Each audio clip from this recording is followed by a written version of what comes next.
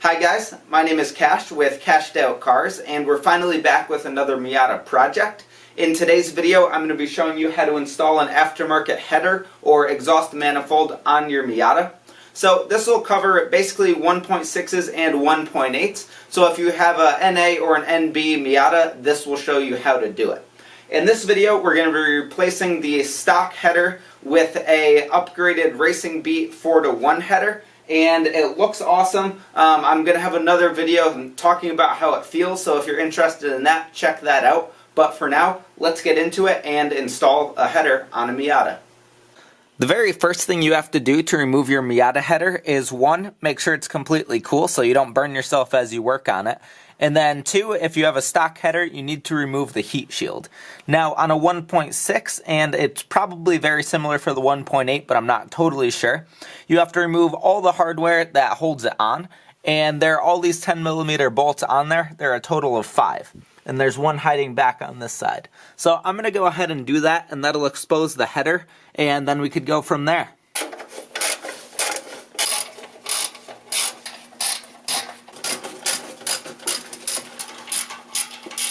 Alright guys, so now that I have all the 5 bolts that hold this thing on, we could pull it off of the headers. Do note that these things could be very frozen in place if you haven't pulled them off before. Luckily I just pulled mine off last spring, so they were still pretty loose. And now I'm going to try to get this thing off. It should just pop right off. Yeah, there you go. There's nothing to it once you get all those bolts off. It just comes off and then you have your headers exposed.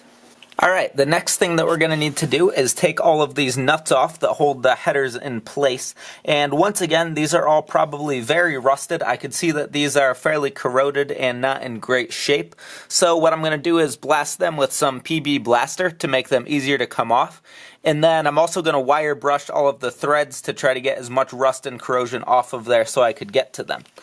So after I do that, we can move on to trying to get that O2 sensor off, and then we'll have to disconnect the exhaust downstream. But I'm going to start by spraying all of this with PB and also spraying that O2 sensor with PB Blaster. When I say PB Blaster, I really mean any sort of penetrant oil that'll help loosen up those nuts and bolts and get everything free. I'm actually out of PB Blaster, so I'm using liquid wrench, but both of them do the same job. Alright, we'll let those soak for a little bit and then we can work on trying to free those up. What you could do while the sensor is still on the header on the car is disconnect the wire that goes to it and remove the whole header with that sensor still in place there, rather than try to get the sensor off of the header while it's still on the car. This way you'll have a little bit more room once the thing's off of the car and there's less risk of breaking it. To disconnect it, just trace the wire back and then you'll be able to find where it plugs in. In my case, it's right here. And then you could disconnect that and then you'll be all set to continue with your header removal. Simple as that. The next thing to do is to prepare to disconnect your exhaust downstream. Now this header connects right before the cat. Basically, we're going to do the same thing here that we did it with those header studs and spray them down with some penetrant oil to get them easier to free up. And then we'll let that soak for a bit and make an attempt to get those off. The next thing to do is to go around and loosen up all of your header nuts. Once again, you'll want to make sure that these things soak with penetrant oil for long enough that you're not going to risk breaking them, because you don't want to damage your engine block doing this. Alright, so to get these that are underneath that header right there, I'm just using a long extension like this and turning them out. One thing to note is, even though I used the PB Blaster and tried to wire brush those bolts or those studs just a little bit, the whole stud is actually turning out, the nut's not turning off of it. So I'm going to just take out all the studs and we're going to deal with that later.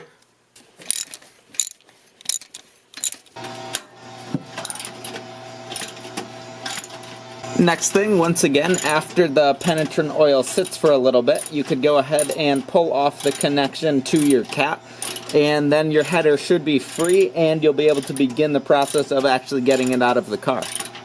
Alright, so now I got this thing disconnected at the other end. I have all of the studs and or nuts off of there. There was sort of a random selection of what came out and what didn't. and I also got the O2 sensor over on this side. One thing to note is that is clipped down where all of these wires are, and you want to be careful there to not break the clips. I ended up breaking mine. They're really brittle and small, but anyway, now we can try to get this header out of there. I think it would have been easier if all of those studs came out.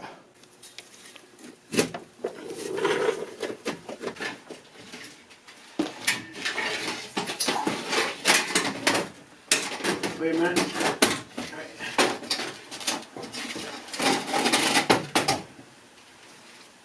Alright, there it is. It's one ugly piece of exhaust pipe. Alright guys, so the stock Miata header is out here. It is super helpful to do this with two people. I had my dad go underneath the car and help line it up and basically get it past that steering shaft there, because that's the main thing that's in the way. And just jacked up a little bit like this, it's very possible to get that header out without too much trouble, which is what I did. And yeah, here's a comparison between that and the new Racing Beat 4-to-1 header, which I'm putting in. The 4-to-1 header, that's the Racing Beat version, looks way nicer. It's much nicer material. It's made out of stainless steel, so it won't get all rusty like that. And it's supposed to provide much better flow, and Racing Beat claims that it should add about 5 horsepower on a 2001, I think, 1.8, so it should be a little bit of a gain. It's not going to be anything too crazy, but I'm very excited to see how that thing feels. I have a separate video that I'm working on a comparison between the stock header and that upgraded Racing Beat header, so if you're interested in seeing how much this header does, check that out, but for now we're going to get back to this install. Before you go ahead and put your new header on, you want to make sure that you get your old gasket off. As you can see here, you just pull it off and it'll come, but you just want to make sure you replace this and don't just use the one that's on there. I'm also going to take this opportunity to scrape some of the carbon buildup off that's all around these exhaust ports here. And I don't know how much of a difference this will make, probably not much, but since I'm in here, I'm going to try to get as much of that out as possible.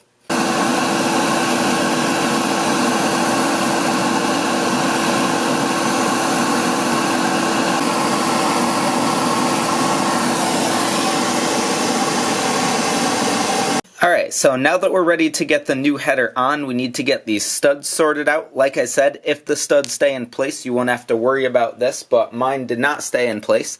So what we did is I had my dad hold this stud from the center there with a pair of channel locks, and then I turned this nut in that way, and now I'm going to wire brush them a lot better than I did before and try to get all that rust and crap off of the threads, and then we'll be able to remove those nuts, put the studs in place, and then put the header on.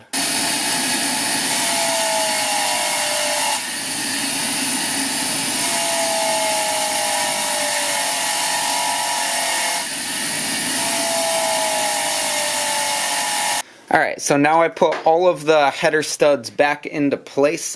Basically, you just want to turn them down and crank them as tight as you could go. I used some needle nose pliers to help make sure they were all the way in. And this will make sure they're all the way bottomed out, and that'll make sure that you're ready to put your header back on. Now, before you do this, and I should have done it before I put all the studs in since they were out anyway, I'm going to wipe down the surface where the header's going to mate with some alcohol to try to get any grease and oil off of there to promote sealing. And then once that's on there, we could get our gasket on and then drop the header back down into place. Alright, so now we're ready to get our gasket in place there. Now these gaskets have a thinner part and a thicker part, and the thinner part goes towards the head. It's a 2-part gasket, so this is actually separate here with the thin part. And that thin part goes, like I said, against the head, and then the other side will go against the header. So we could get this in place there.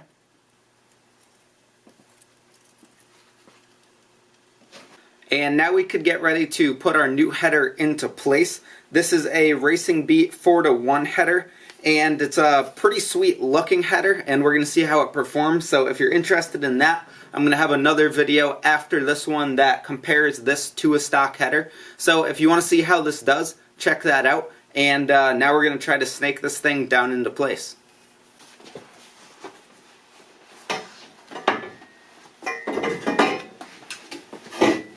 Alright guys, there it is. It looks good. One thing that we did notice when we were lining everything up is this gasket blocks some of the exhaust ports if it's sitting all the way down. So look at yours, see what you could do to make it not block any exhaust flow. In our case, we're going to pop the thing up a little bit and just make sure that it's in a position where your exhaust will flow as freely as possible. Alright, so now that the header's in place here, we're going to snug one of these nuts down, and then we'll be able to go from there. I did mislocate one of them, so one of them's not hand tightened, or hand started, but I'm going to check that in a sec and get that on there. And as we get here, I'm going to lift the header and the header gasket up as much as possible, so that way we make sure that that port matches. The torque spec on these is 33 foot-pounds, but for right now I'm just tightening everything down until they touch the header, and then after that I'll go around and torque everything properly. Alright, now everything's on there, so I'm going to begin torquing everything. What I'm going to do first is go to 15 foot-pounds, so that way I don't over-tighten anything and everything gets evenly tightened down. So, like I said, everything's going to 15 foot-pounds first, and then after that we'll torque it to the actual torque spec, which is 29 to 33 foot-pounds. Now go ahead and evenly go to 33 on all of your studs, and you will be in good shape. The next thing you have to do is to get back under your car and reconnect the exhaust right before the cat. Mine has two different sized bolts. I'm guessing that's not factory. I'm guessing someone disconnected that before and put these bolts in. So I don't know what the actual torque specs are going to be, but get them good and tight and make sure they're not going to come loose. So now I've got the O2 sensor out here. To put this back in, simply put it into the bung that is on that new header and screw it in and get it fairly tight. You're not going to be able to really torque it, but give it your best guess and then you'll be all set. And then you could try to plug it back in. One thing that I'm not sure about with mine right now is if that wire is going to be able to reach, but we're going to give it a shot and hope that it does. Alright, so the car is now back on the ground. We're going to start it up and see if there's been any sound difference with this new header. I don't really know if there's going to be a huge sound difference, but we're going to start it up, listen to it, drive it around, and give you some impressions. Alright guys, here we go with the first start with it.